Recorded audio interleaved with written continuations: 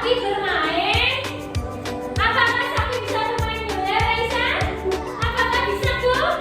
Sapi kok bisa bermain bola? Itu adalah biji khayal, ya. Nah, pada materi ini nanti kita akan belajar tentang kalimat aktif dan pasif. Nanti Ustazah yakin semuanya nanti bisa kalau mau mendengarkan Ustaz.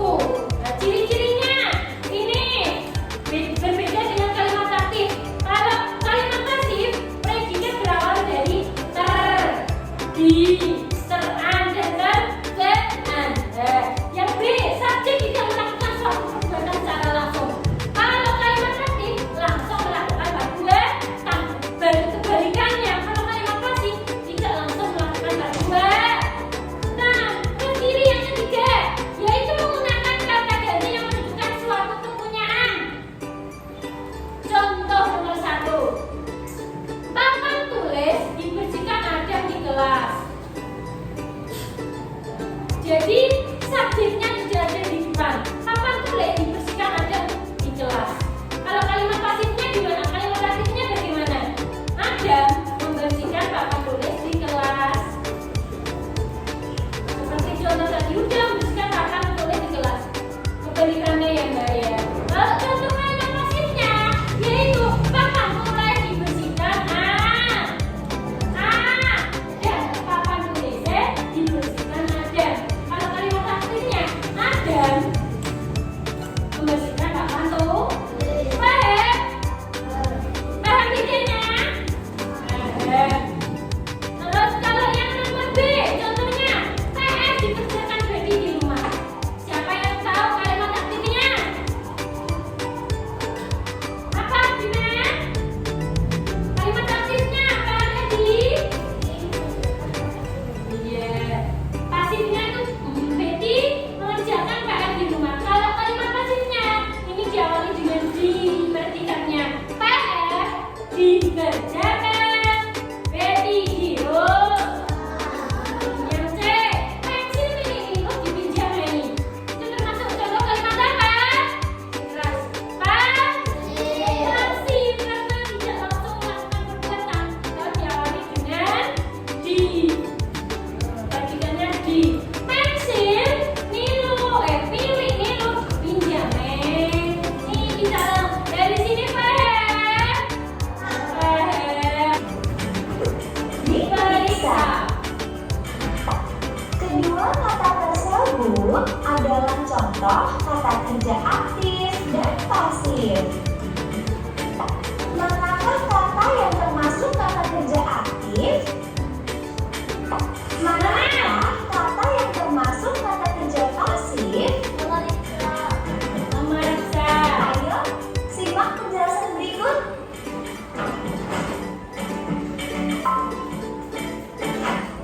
Kata kerja aktif adalah kata kerja yang menunjukkan bahwa subjek melakukan tindakan.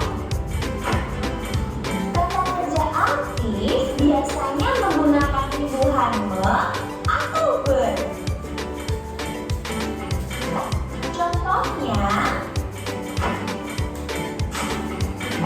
dokter memeriksa Dodi.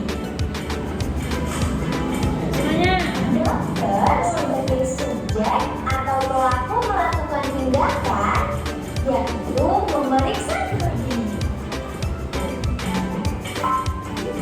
Kata Kata pasifnya. kerja pasif adalah kata kerja yang menunjukkan bahwa subjek dikenai tindakan. Dikenai Kata kerja tidak. pasif biasanya menggunakan imbuhan Di. Contohnya. Dodi diperiksa dokter.